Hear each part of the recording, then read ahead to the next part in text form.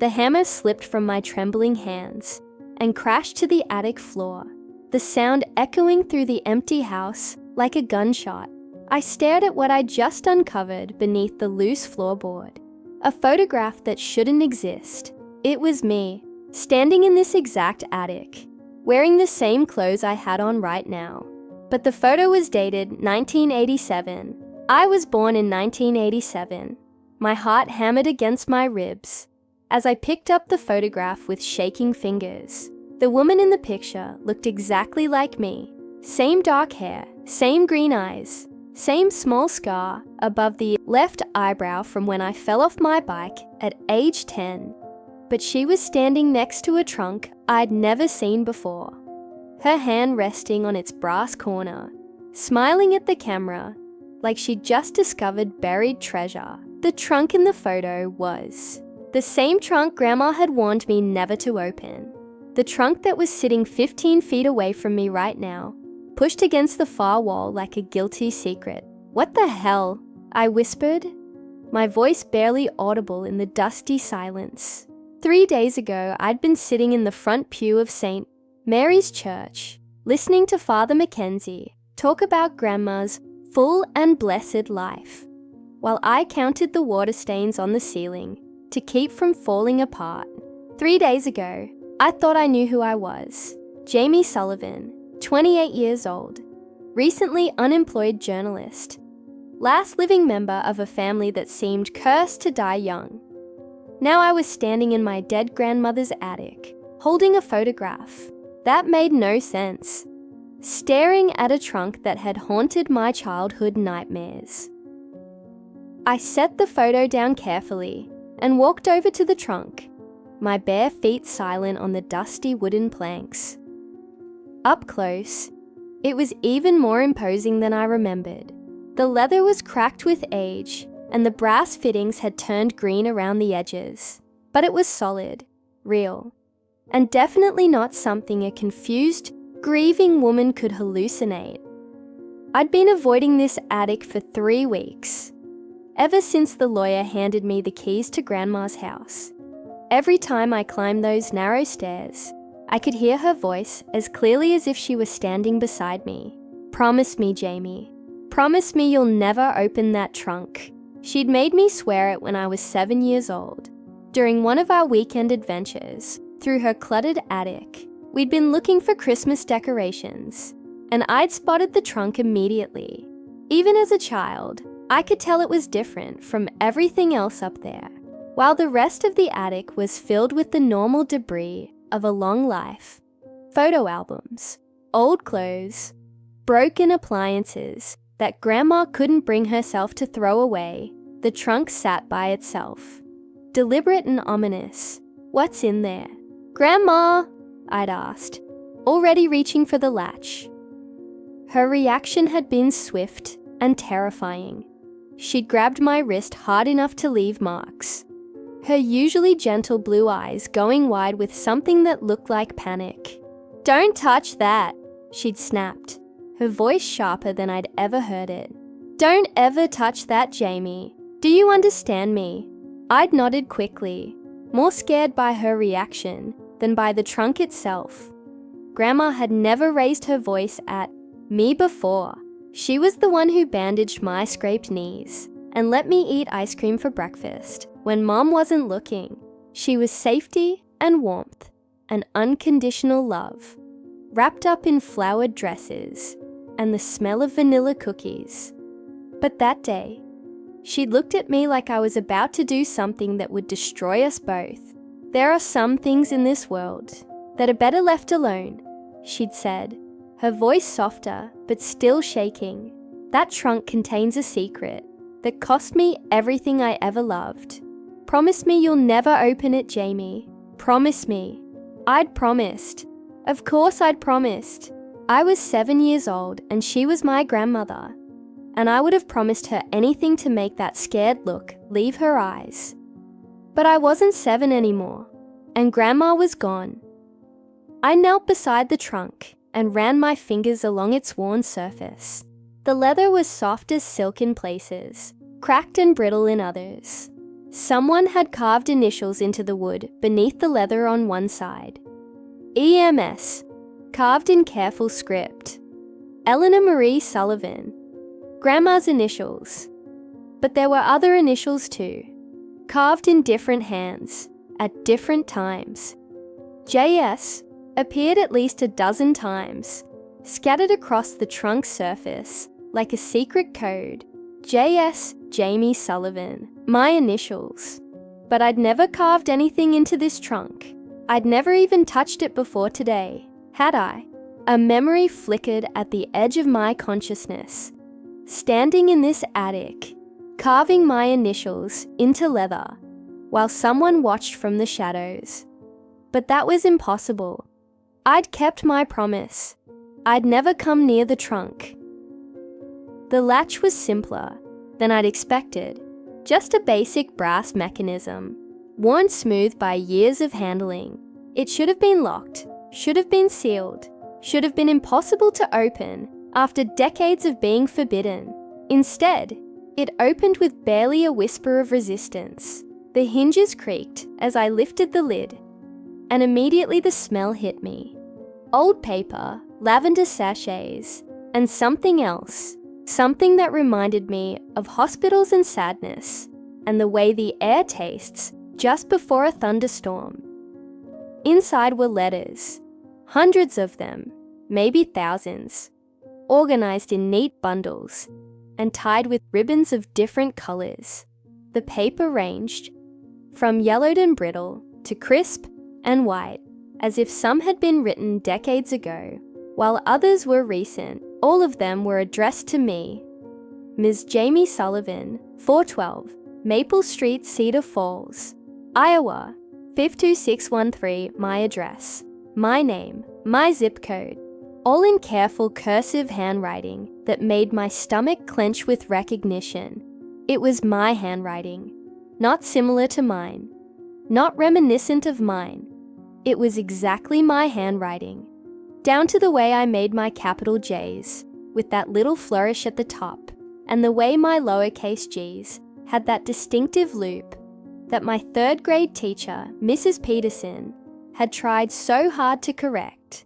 But how could I have written letters to myself and hidden them in Grandma's trunk? When would I have done that? And why? With trembling hands, I picked up the first bundle. The ribbon was white satin, aged to cream, and tied in a bow that I somehow knew I would have tied myself. The return address in the upper left corner made my vision blur. Jamie Sullivan, The Attic, 412, Maple Street, Cedar Falls, Iowa, 5261. September 15th, 1987. I stared at the date until my eyes watered. September 15th, 1987, the day before I was born. My hands shook as I untied the ribbon and opened the first letter. The paper was cream-colored stationery, expensive, the kind Grandma used for special occasions. The handwriting was unmistakably mine, but more controlled than my usual scroll, as if whoever had written it had taken great care with each word. My dearest Jamie, if you're reading this, then you've done it again. You've opened the trunk, just like you always do. Just like I knew you would, because I am you. And I remember being exactly where you are right now. I know how you're feeling. Your heart is racing. Your hands are shaking so badly you can barely hold this letter. You're wondering if you're losing your mind, if grief has finally driven you over the edge into madness. You're not crazy, Jamie, but you're not exactly sane either. None of us are. I'm writing this letter on September 15th, 1987, which I know seems impossible since that's the day before you were born. But time doesn't work the way we think it does. Not for people like us. Not for our family. There's so much I need to tell you. So much you need to understand before it's too late. But I know you won't believe me at first. You'll think this is some kind of elaborate prank. Some cruel joke. Someone is playing on a woman who just lost her grandmother. So let me prove it to you. Right now, You're wearing your old Northwestern University t-shirt, the grey one with the hole in the left sleeve that you refuse to throw away because it's comfortable. You have on your favourite jeans, the ones that are too long for you, but you wear them anyway because they make you feel tall. Your feet are bare because you kicked off your sneakers at the bottom of the attic stairs, just like you always do. There's a coffee mug on the kitchen counter downstairs, the blue one with the chip on, the handle that Grandma always saved for you when you visited. You made coffee this morning, but only drank half of it because your stomach has been upset. Ever since the funeral, you've been living on saltine crackers and ginger ale for 3 days. You found this letter because you were looking for something to pry open the floorboard near the east window. You've been hearing a scratching sound coming from under the floor for 2 days now, and today you finally got up the courage to investigate. You used Grandpa's old hammer, the one with the red handle that Grandma kept in the kitchen junk drawer, even though she never used it. The scratching sound isn't mice, Jamie. It's not anything that simple. How do I know all of this? Because I lived it. Because I am you, just from a different time, a different cycle. I know this is hard to accept. I know it sounds impossible, but keep reading, please. The other letters will explain everything, but first, I need you to do something for me. I need you to go downstairs and look at the family photos on Grandma's mantle. Really look at them. Pay attention to the dates, to the faces, to the details you never noticed before. Then come back and read the next letter, the one tied with the blue ribbon. And Jamie, whatever you do, don't leave the house. Not yet. It's not safe outside until you understand what you are. All my love, Jamie P.S. Check your left shoulder. There should be a small bruise there, about the size of a quarter, from when you bumped into the doorframe this morning. You probably don't even remember doing it. I dropped the letter and immediately pulled down the neck of my t-shirt. There, on my left shoulder, was a purple bruise about the size of a quarter. I had no memory of bumping into anything, but there it was. Exactly as the letter described. My legs gave out and I sank to the floor beside the trunk, my mind reeling. This had to be some kind of trick. Someone had been watching me, spying on me, documenting my every move. But who? And why? And how had they managed to write a letter dated 35 years ago that described my actions from this morning? I looked around the attic with new eyes, searching for hidden cameras or recording devices, but there was nothing.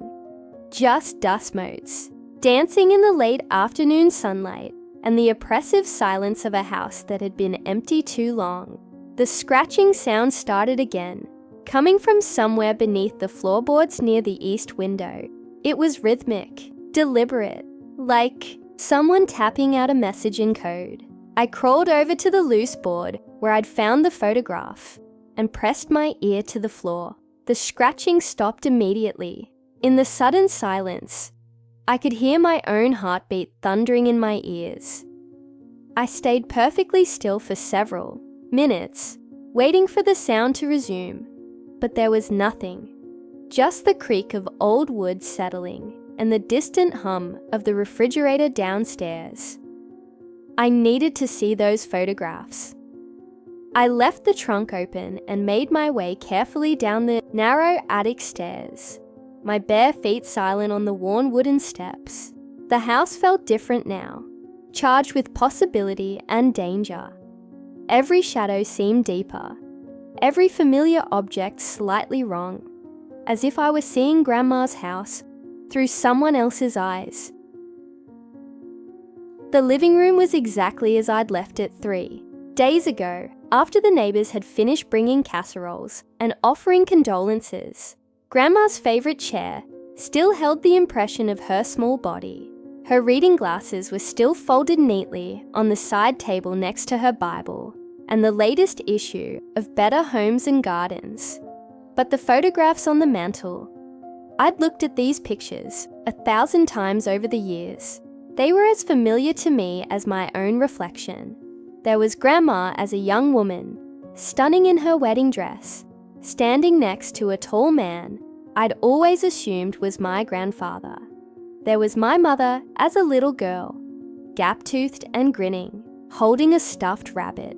There was me at various ages, school pictures, Christmas mornings, birthday parties, normal family photos. Nothing unusual or mysterious about them. Except now, looking at them with the letters' words fresh in my mind, I noticed things I'd never seen before. The man in Grandma's wedding photo wasn't my grandfather. I'd never actually seen a picture of my grandfather before. Grandma always said the photos had been lost in a fire when she moved to Cedar Falls. But looking at this man's face, I realized he looked nothing like me or my mother. We both had Grandma's fine features and green eyes, but this man was broad and dark-haired, with kind brown eyes, and he was wearing a soldier's uniform. I picked up the photo and examined it more closely. The uniform was World War II era, I was pretty sure. But if Grandma had been married during the war, and if this man was my grandfather, then my mother would have been born in the 1940s. Not the 1960s, like I'd always believed. The math didn't add up. I set the wedding photo aside and picked up the next one. My mother as a child. She looked to be about 8 or 9 years old, wearing a school dress and standing in front of what looked like Cedar Falls Elementary. The photo was in color, but faded, the way pictures from the 1970s always looked. But according to the family stories I'd grown up with, my mother had been born in 1962. If this photo was from the 1970s, the timeline worked. She would have been the right age, but there was something written on the back of the photo in Grandma's careful script. My precious Jamie, age 8, first day of 3rd grade, September 1970. Jamie. My mother's name had been Jamie. I'd been named after my mother. My hands started shaking again as I picked up the next photo. It was me at age 8, wearing almost the same school dress, standing in front of what looked like the same building. The color was better preserved, more vibrant. The way photos from the 1990s looked. On the back, in the same careful script, my precious Jamie, age 8, first day of 3rd grade, September 1995. The same photo, the same pose, the same child, separated by 25 years. I grabbed another photo from the mantle. Me at Christmas, age 10, unwrapping a stuffed rabbit, identical to the one my mother held in her childhood photo. And another, me in a hospital bed, wearing a cast on my left arm, smiling bravely at the camera. On the back of the hospital photo, Jamie's broken arm, summer 1972. But I'd broken my arm in the summer of 1997. The room started spinning as I rifled through the rest of the photographs. Every picture of me had a corresponding picture of my mother. Same ages, same poses, same expressions, even the same injuries, and the same toys, and the same clothes, just separated by decades. It was like looking at a photo album, documenting the same life lived over and over again. I sank into Grandma's chair, clutching the photographs to my chest. This was impossible. People didn't live the same life twice. Children didn't grow up to look exactly like their parents, wear exactly the same clothes, break exactly the same bones on exactly the same schedule. But the evidence was right there, in my hands. The coffee mug sat on the kitchen counter exactly where the letter had said it would be. Blue ceramic with a chip on the handle, half full of cold coffee. I hadn't remembered making coffee that morning, but there it was. I hadn't remembered bumping my shoulder, but the bruise was there too. How many other things had I forgotten? How many other details of my life had I somehow lost track of? I needed to read the next letter. Back in the attic, the trunk waited like an open mouth, ready to swallow me whole. The blue ribbon bundle was slightly thicker than the first, and the return address made my stomach clench again. Jamie Sullivan, The Attic 412, Maple Street, Cedar Falls, Iowa, 5261, October 31st, 1995, Halloween, 1995. I would have been 8 years old, 3rd grade, the same age as my mother in that school photo. Dear Jamie, I hope you looked at the photographs. I hope you're starting to understand that this is bigger than just some strange letters in a trunk. I'm writing this on Halloween night, 1995. Downstairs, Grandma is handing out candy to trick-or-treaters. And you, the 8-year-old version of you, are asleep in the little bedroom under the eaves, still wearing your princess costume. Because you refuse to take it off, I can see you from where I'm sitting in this attic, writing by candlelight, because I don't want Grandma to know I'm up here. You look so peaceful, so innocent. You have no idea what's coming.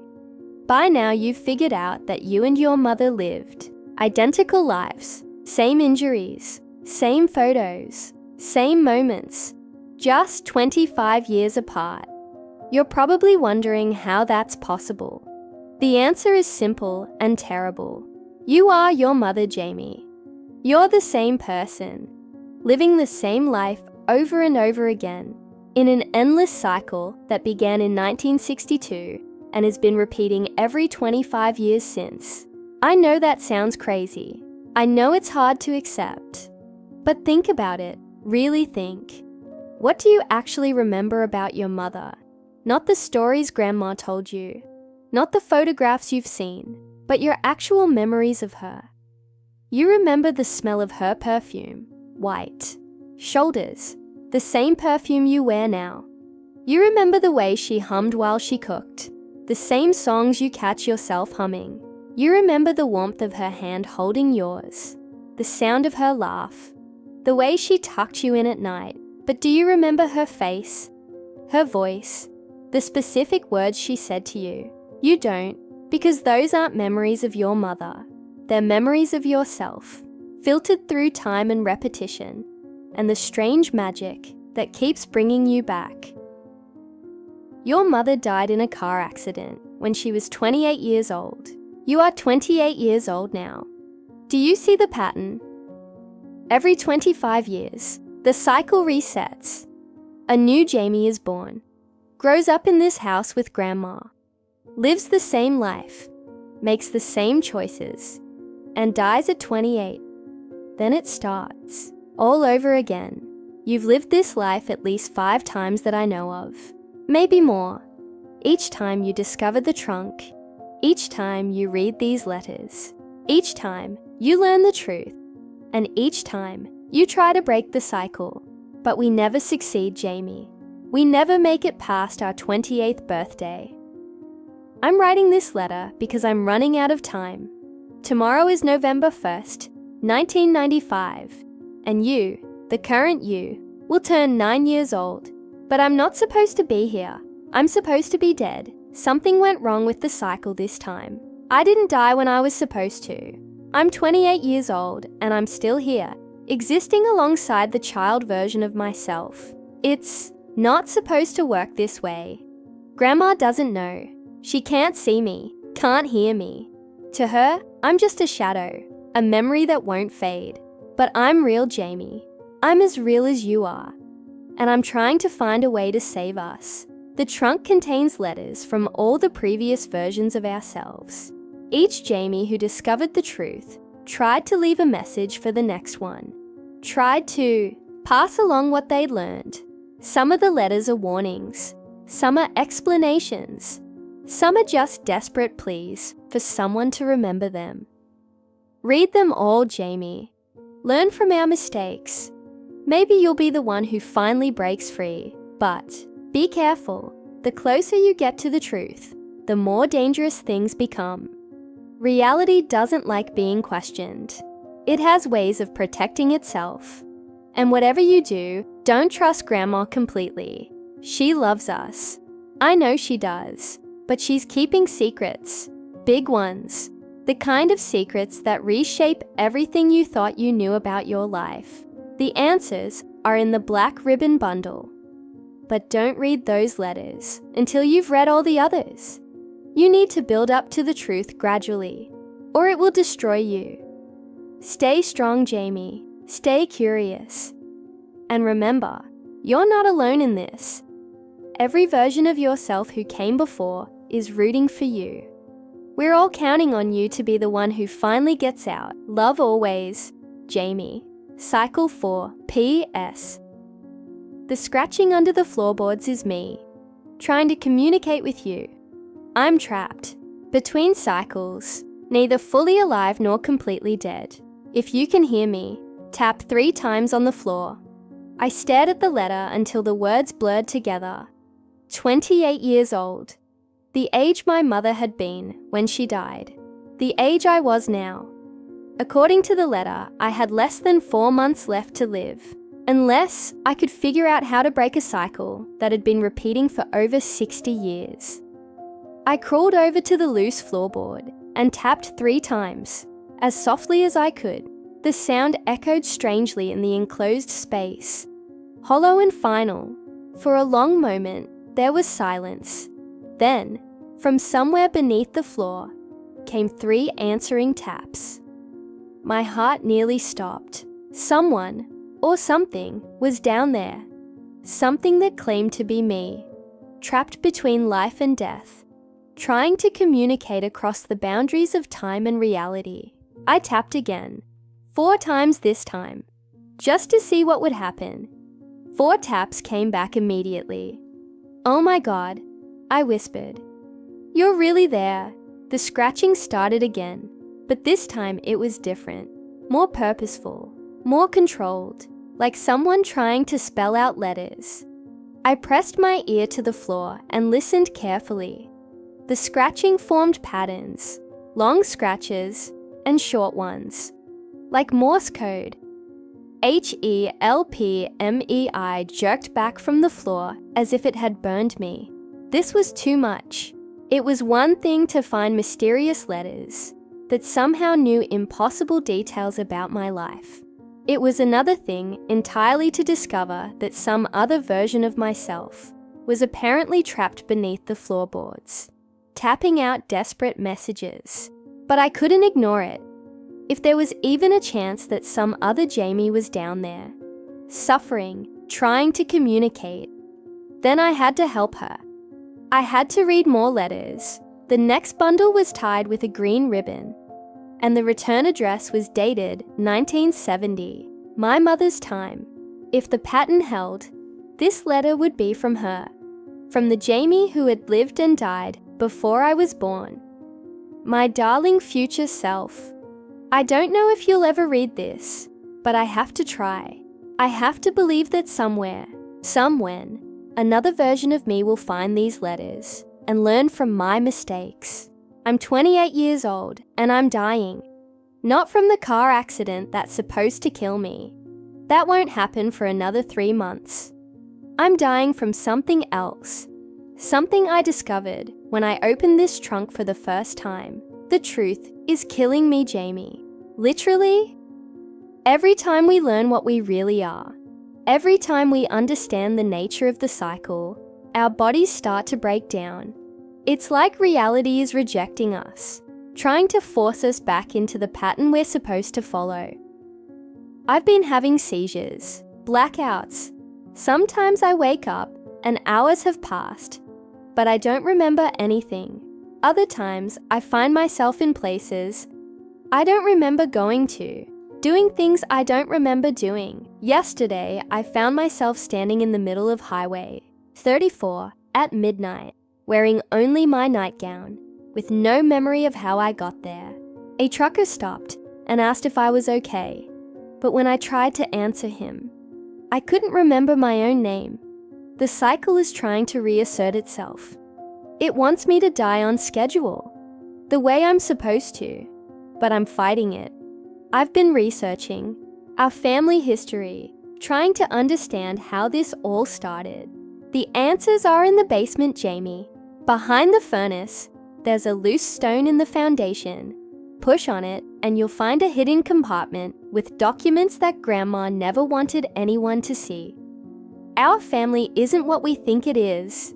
We're not the Sullivans, not really. That's just the name Grandma took when she moved to Cedar Falls in 1962. Her real name was Eleanor Marchetti, and she came from a family of, I don't know what to call them, witches maybe, or something darker. The trunk isn't just a container for letters, Jamie. It's an anchor point, a focal object that holds the cycle in place. Every time we open it, every time we read these letters, we strengthen the magic that keeps bringing us back. But it's also the key to breaking free. There's a ritual, described in the documents in the basement, a way to sever the connection between the living world and whatever realm we keep returning from. But it requires a sacrifice. It requires one of us to die willingly, permanently, while the others are still trapped in the cycle. I've decided it has to be me. I'm already dying anyway. And maybe if I can control the manner of my death, I can break the pattern for all of us. If you're reading this, then either my plan worked, and you're the last Jamie who will ever have to go through this, or it failed, and you're just another link in an endless chain. I pray it's the former. Check the basement, Jamie. Learn the truth about our family. And if you find a way to break free that doesn't require death, take it. But if you don't, if the only way out is to follow in my footsteps, then know that I understand. Know that I love you. And know that whatever comes after has to be better than this endless repetition. All my love and hope, Jamie. The original P.S. Don't trust the neighbors. Mrs. Henderson and Mr. Kowalski aren't what they seem. They've been watching our family for decades, making sure the cycle continues. If they realize you're getting too close to the truth, they'll try to stop you. I sat back on my heels, my mind racing. A ritual, a sacrifice, family documents hidden in the basement, and neighbors who apparently weren't human. This was spiraling, way beyond anything I could have imagined when I first opened the trunk. What had started as mysterious letters was turning into something that sounded like a horror novel or a supernatural thriller. But the evidence kept piling up. The photographs that showed identical lives lived decades apart. The impossible knowledge in the letters. The thing trapped beneath the floorboards that claimed to be me. And now, if I was brave enough to look, there would be documents in the basement that would explain everything. I glanced out the small attic window. The sun was setting, painting the sky in shades of orange and red. Mrs. Henderson was in her yard next door, watering her flowers. Mr. Kowalski was sitting on his front porch, reading a newspaper. They looked perfectly normal, ordinary neighbors, going about their ordinary evening routines. But how long had they been there? How long had they been watching? I tried to remember when I'd first met them, but the memories were fuzzy, uncertain. They'd always been there, it seemed. Fixtures of the neighborhood, as permanent and unremarkable as the streetlights or the fire hydrants. Mrs. Henderson waved at me through the window. Her face creased in a friendly smile. I waved back automatically, but something cold slithered down my spine. Her smile was too wide, too knowing, like she could see exactly what I was thinking. I ducked away from the window and turned back to the trunk. There were still dozens of bundles left to read, but the green letter had mentioned a black ribbon bundle with the most important information. Maybe I should skip ahead, get to the truth as quickly as possible. But the green letter had also warned against reading the black bundle too early. Build up to the truth gradually, it had said, or it will destroy you. I picked up the next bundle, tied with a yellow ribbon. The return address was dated 1983, and the handwriting looked slightly different, shakier, more desperate. Jamie, I don't have much time. They know I've discovered the truth, and they're coming for me. I've been living in the attic for 6 months now, hiding from Grandma and the neighbors, and the others who want to keep the cycle going. I've been surviving on canned food. I sneak from the kitchen and water from the old sink in the corner. The trunk has been talking to me. I know how that sounds, but it's true. Late at night, when the house is quiet, I can hear voices coming from inside it. All the previous Jamies, all the versions of ourselves that came before, trapped somehow in the wood and brass and leather. They've been telling me things. Secrets about our family, about the town, about the forces that keep bringing us back. Cedar Falls isn't a normal town, Jamie. It never has been. It was built on top of something much older, something that should have been left buried.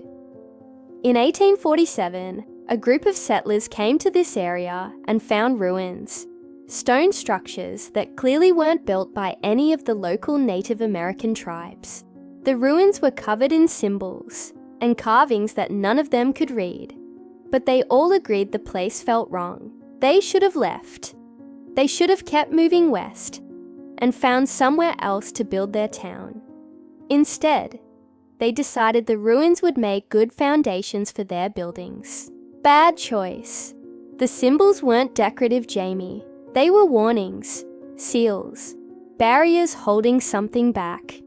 When the settlers incorporated those stones into their foundations, they broke the seals. They let something loose that had been imprisoned for centuries, something hungry. It feeds on repetition, on patterns, on lives lived over and over again.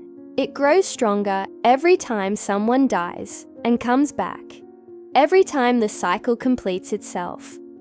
Our family is its favorite meal. Grandma's family, the Marchettis, were brought here specifically to feed it. They came from the old country with knowledge of magic and binding spells, thinking they could contain it, control it. They were wrong. Instead, it trapped them. It turned their own magic against them, used their love for each other to create an endless cycle of death and rebirth. The first Jamie, Grandma's daughter, died in 1962 when the creature was still learning how to manipulate reality. Her death was an accident, but the grief it caused in Grandma was so profound that it tore a hole between life and death. The creature crawled through that hole and made itself at home. Now it's been feeding on us for 60 years, and it's gotten stronger, strong enough to expand beyond our family. Mrs. Henderson died in 1978, but she's still there, still tending her garden, still watching. Mr. Kowalski died in 1981, but he's still reading his newspaper on the porch. Half the town is dead, Jamie. They're all just echoes now, puppets dancing to the creature's tune, and we're its prize performers. The only way to stop it is to starve it, break the cycle permanently. Make sure no more Jamies are born, no more lives are repeated. But I don't know how. The voices in the trunk keep talking about a ritual, a sacrifice, but they won't tell me the details. They say I'm not ready, that I need to suffer more first. Maybe you'll be different. Maybe you'll be the one they trust with the truth. I hope so. Because if you can't break the cycle, then we're all doomed to keep living and dying and living again until the end of time. God help us all. Jamie, the desperate P.S. Don't drink the water. Don't eat any food that comes from the town. The creature has been poisoning everything, making sure we stay weak and compliant. I've been getting sick, and I think it's because I haven't been careful enough. I set the letter down with shaking hands and immediately thought about the coffee I'd made that morning. Had I used tap water? I couldn't remember. The past few days were a blur of grief and exhaustion and too little sleep. How much of my confusion, my memory gaps, might be due to poisoning rather than emotional trauma? I needed to get out of the house. I needed fresh air and clean water and time to think clearly. But the yellow letter had warned against leaving. And the original blue letter had specifically said it wasn't safe outside until I understood what I was. I was trapped. Trapped in a house that might be poisoning me. Trapped in a town full of dead people. Trapped in a cycle of death and rebirth that had been repeating for 60 years. The scratching under the floorboards started again, more urgently this time. I pressed my ear to the loose board and listened. TIMERUNNINGOUT. What do you mean? I whispered. Time running out for what? BIRTHDAY my birthday. January 15th. Still 3 months away. But that wasn't my death date. According to the letters said I would die at 28, and I'd already turned 28 back in January. So what birthday was the voice talking about? NOTYOURBIRTHDAY. The scratching paused, then continued. NEXTJAMIEBIRTHDAY. Blood turned to ice.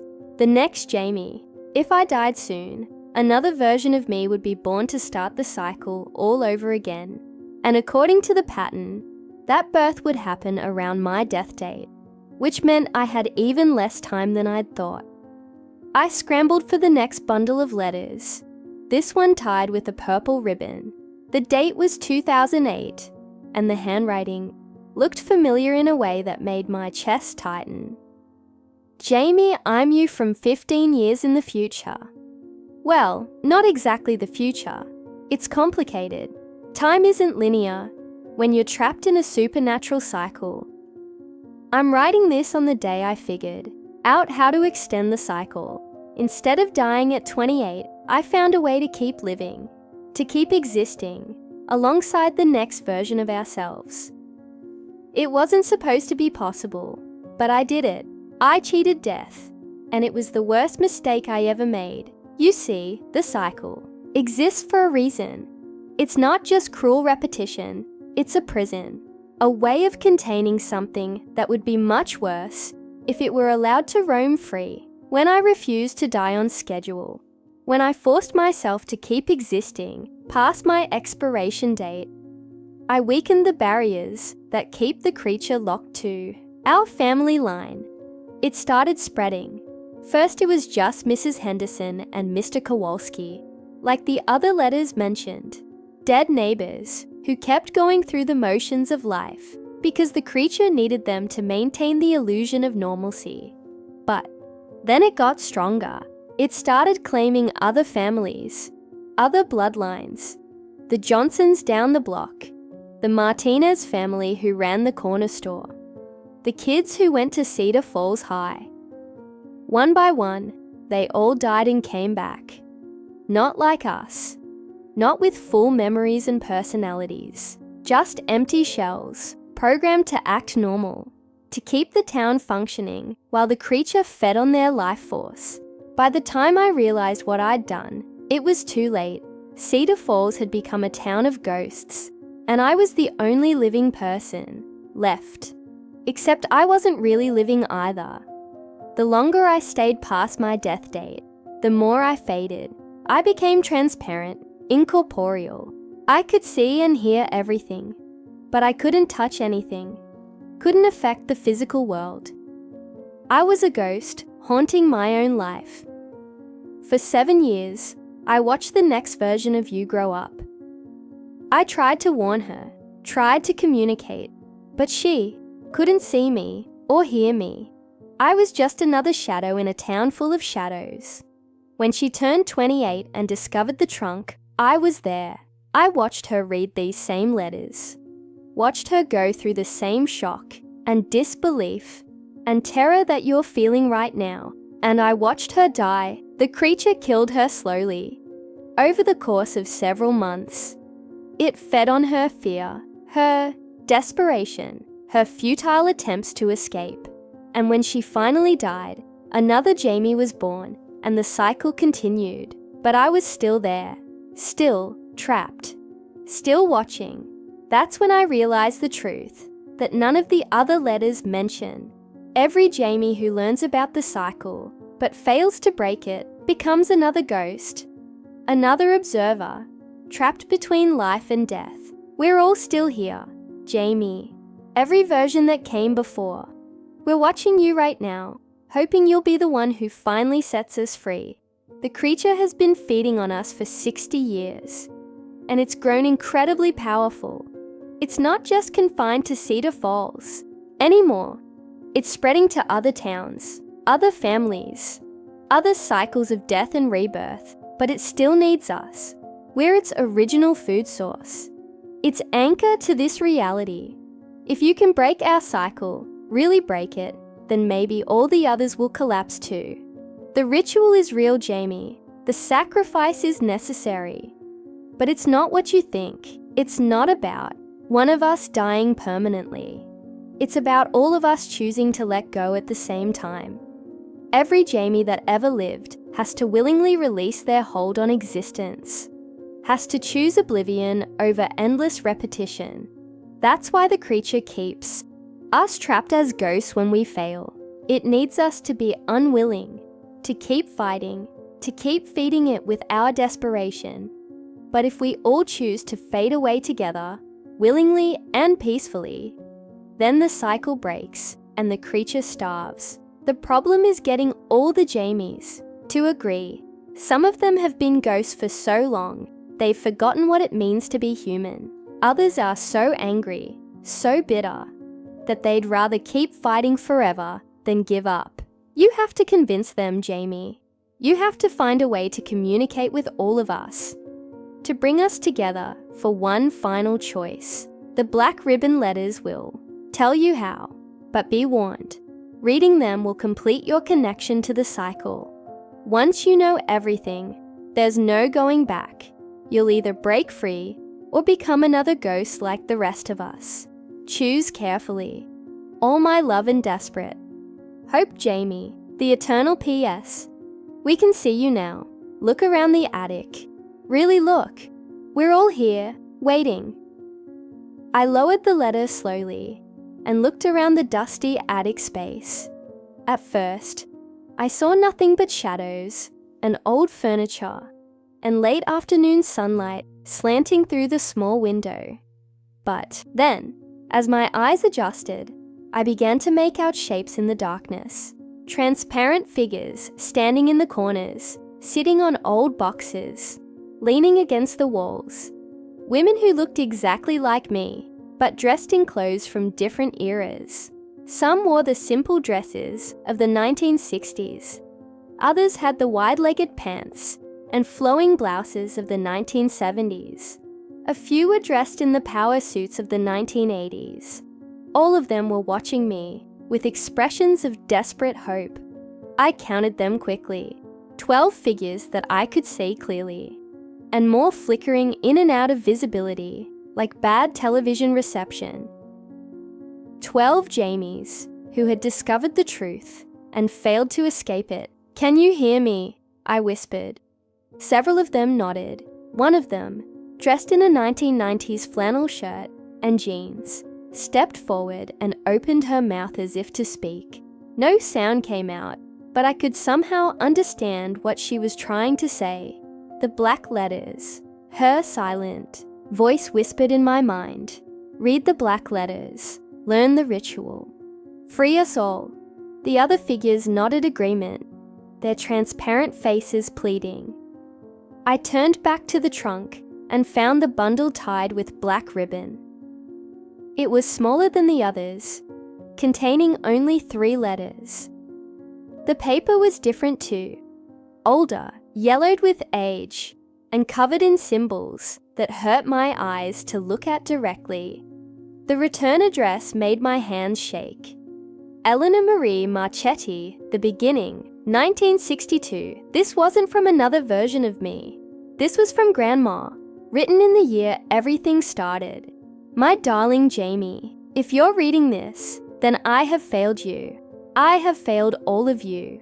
I swore I would find a way to break the cycle before any more of my daughters had to suffer. I swore I would destroy the creature that has plagued our family for generations. but I am old now and weak, and it is stronger than ever. The truth is this: I brought the curse upon us myself. In 1962, when my first Jamie died in that car accident, I was not the grieving grandmother you think I was. I was a practicing witch, a descendant of an old Italian family with power in our blood, and I was arrogant. I thought I could cheat death. I thought I could bring my daughter back through sheer force of will and magical knowledge. I performed a ritual that had been forbidden in my family for centuries. I opened a doorway between life and death, and I called my Jamie's soul back from whatever lies beyond. But something else came through the doorway with her. The creature that now feeds on our endless cycle was once trapped in the realm of the dead, imprisoned there by the combined will of every soul that had ever passed on. It had been waiting for someone foolish enough to open a pathway back to the living world. I gave it exactly what it needed. My Jamie came back, but she was never truly alive again. She was a puppet, a vessel for the creature to inhabit, while it learned how to manipulate our reality. When she died again at 28, it wasn't an accident. The creature had absorbed everything it needed from her life force, and it was ready to begin the cycle proper. Each new Jamie is born with a fragment of the creature inside her. That's why you all live identical lives, make identical choices. You're not really individuals. You're echoes of the original, controlled by the thing that killed her. The only way to break the cycle is to sever the connection between our world and the realm of the dead, but doing so requires a sacrifice of unimaginable magnitude. Every Jamie who has ever lived must willingly surrender her essence to seal the doorway I opened. But more than that, I must surrender mine as well. I must undo the original ritual, take responsibility for the evil I unleashed, and pay the ultimate price. I have been too cowardly to do it. I have watched 12 versions of my daughter live and die and come back as ghosts, and still, I have not found the courage to end it. But perhaps you will be braver than I am. The ritual requires 3 components: the willing sacrifice of all the Jamies, my own death, performed at the moment of a new Jamie's birth, and the destruction of the trunk that serves as an anchor point for the creature. If all 3 happen simultaneously, the doorway will seal and the creature will be banished back to the realm of the dead. But if even one component fails, the cycle will continue, stronger than ever. I pray you will find the strength I never had. All my love and deepest regret. Eleanor Marie Marchetti, Grandma P.S. The neighbors are not dead. They are something much worse.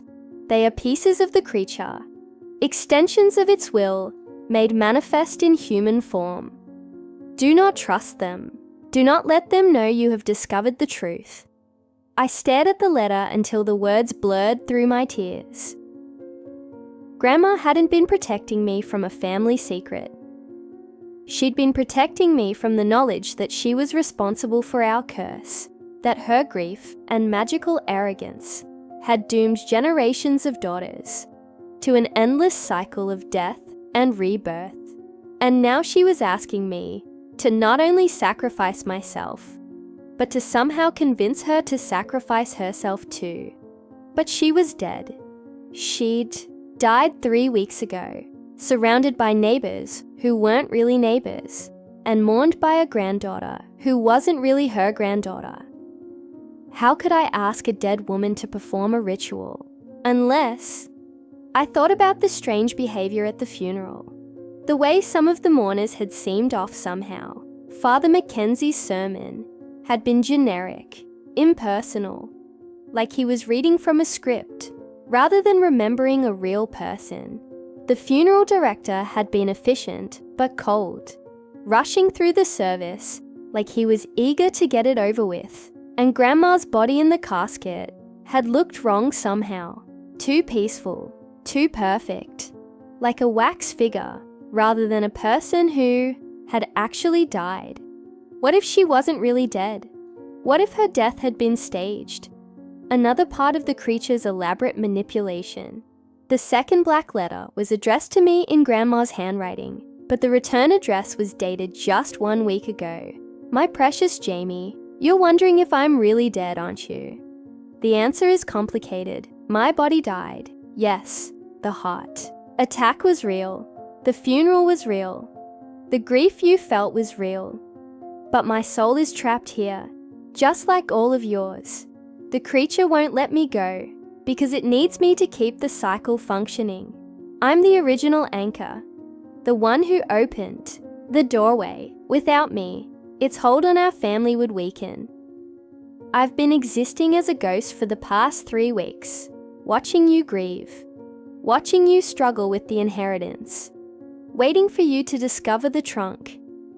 I could have warned you away, could have found some way to communicate before you read the letters, but I didn't, because this is our only chance. The creature has grown complacent over the decades. It thinks it has us completely under control. It doesn't realize that some of us have been planning, preparing for one final attempt at freedom. Not just the Jamies, but me too. I've spent 60 years learning everything I can about the creature, studying its weaknesses, finding the flaws in the prison I accidentally created, and I've discovered something important.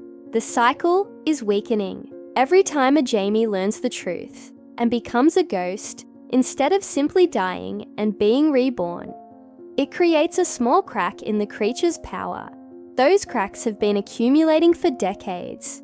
Now with 12 ghost Jamies and 1 ghost grandmother, all existing simultaneously, the cracks have become a genuine weakness. If we all act together, if we all choose to sacrifice ourselves at exactly the right moment, we can not only break our own cycle, but damage the creature so severely that all its other cycles will collapse as well. Every family it has trapped, every town it has infected, every soul it has enslaved, they'll all be free. But the timing has to be perfect. The creature is at its most vulnerable during the transition between cycles, in the moment when one Jamie dies and the next is being born. Your death date is December 1st, Jamie. I've seen it in visions, in dreams, in the patterns of coincidence that surround our cursed family. And the next Jamie will be born at the exact moment you take your last breath. That's when we strike. The third letter contains the specific ritual instructions, but be warned, once you read it, you'll be committed to the path. The creature will sense your knowledge and try everything in its power to stop you. Are you ready to be the Jamie who finally breaks free? Are you ready to save us all? All my love and faith, Grandma. December 1st, less than a month away. I had less than a month to convince 12 ghost versions of myself and 1 ghost grandmother to sacrifice themselves in a ritual that might not even work. And if I failed, I would become another ghost, and the cycle would continue for who knew how much longer. The third black letter was written in a different hand entirely. Old spidery script that looked like it had been written with a quill pen. The return address just said, "The other side, to the last Jamie. I am the first soul your grandmother accidentally freed when she opened the doorway between life and death. I have been trapped in your world for 60 years, watching her foolish ritual destroy everything I once loved. But I am not your enemy. I'm here to tell you that there is another way. The ritual your grandmother described will work, yes, but it will also destroy every soul currently trapped in the cycle. Every Jamie, every neighbor, every innocent person the creature has claimed. Over the decades, you will not just be sacrificing yourselves. You will be committing genocide on a cosmic scale, but there is an alternative. The creature feeds on repetition, on patterns, on lives lived over and over again. Its power comes from the predictability of the cycle. What if you broke the pattern in a different way? What if, instead of dying on December 1st as you're supposed to, you chose to live, not just survive, truly live? Make choices no previous Jamie has made. Go places no previous Jamie has gone. Become someone completely different from all the others. The creature expects you to either die on schedule or become a ghost. It doesn't know how to handle a Jamie who simply refuses to participate in the cycle at all. If you can break free of the pattern, if you can live past your death date and continue living differently, the cycle will collapse on its own. The other Jamies will be free to move on to whatever comes after death. The creature will starve and return to the realm where it belongs. And you will be the first Jamie to have a real life, a real future. The choice is yours. Sacrifice yourself to save others, or save yourself to free others. Either way, the cycle ends, but only one way lets you live to see what comes next. Choose wisely, a friend from the other side. I set the final letter down and looked around at the ghostly figures surrounding me. Their transparent faces showed a mixture of hope and fear and desperate longing. 12 versions of myself, all waiting for me to make the choice that would determine their eternal fate. And in less than a month, I would have to decide, sacrifice myself in a ritual that might free everyone but would definitely kill me, or try to break the cycle by living differently and risk failing completely. Either way, I was the last Jamie. Either way, the cycle ended. With me. The scratching under the floorboards started again, more urgent now. CHOOSEQUICKLYTHEYKNOWI looked out the attic window. Mrs. Henderson was still in her yard, but she wasn't watering flowers anymore. She was standing perfectly still, staring up at the attic window, with eyes that reflected the setting sun like mirrors. Mr. Kowalski had set down his newspaper and was walking across his yard toward our house, moving with the mechanical precision of a wind-up toy. Other neighbors were emerging from their houses too. People I'd known all my life, gathering in the street, all of them moving toward Grandma's house with the same eerie coordination. They knew I'd read the letters. They knew I'd learned the truth. And they were coming to stop me. I grabbed the trunk, surprised by how light it was, despite its size, and ran for the attic stairs. The ghost Jamies followed me, their transparent forms flickering like candles in a strong wind. I could hear the front door opening downstairs, could hear footsteps on the hardwood floors. Slow, measured footsteps that didn't sound quite human. "Jamie," came Mrs. Henderson's voice from the living room. But it was wrong somehow. Too flat, too emotionless. "Jamie dear, we need to talk." I clutched the trunk to my chest and backed toward the small attic window. It was barely big enough for a person to fit through, and it was a 20-foot drop to the backyard below. But it was my only chance. The footsteps were on the stairs now, coming up toward the attic. More than one set of feet, moving in perfect unison. "There's no need to run, Jamie," called Mr. Kowalski's voice. "We just want to help you understand." I fumbled with the window latch, my hand shaking so badly I could barely grip it.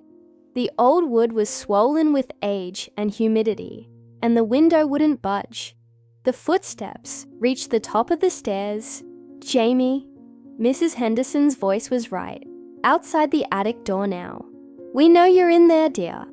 We know you've been reading things you shouldn't have been reading." The door handle turned slowly. With a desperate surge of adrenaline, I threw my shoulder against the window frame. The old wood cracked and the window flew open, letting in a rush of cold, autumn air. I looked back at the ghost Jamies one last time. They were all nodding at me, their lips moving in silent encouragement. "Go!" I heard their voices whisper in my mind. Run, live, break the cycle. But remember, December 1st. If you can't find another way, meet us at the cemetery at midnight. We'll be waiting. The attic door opened behind me, revealing figures that looked like my neighbors, but moved like puppets, controlled by invisible strings. I climbed through the window and dropped into the darkness below.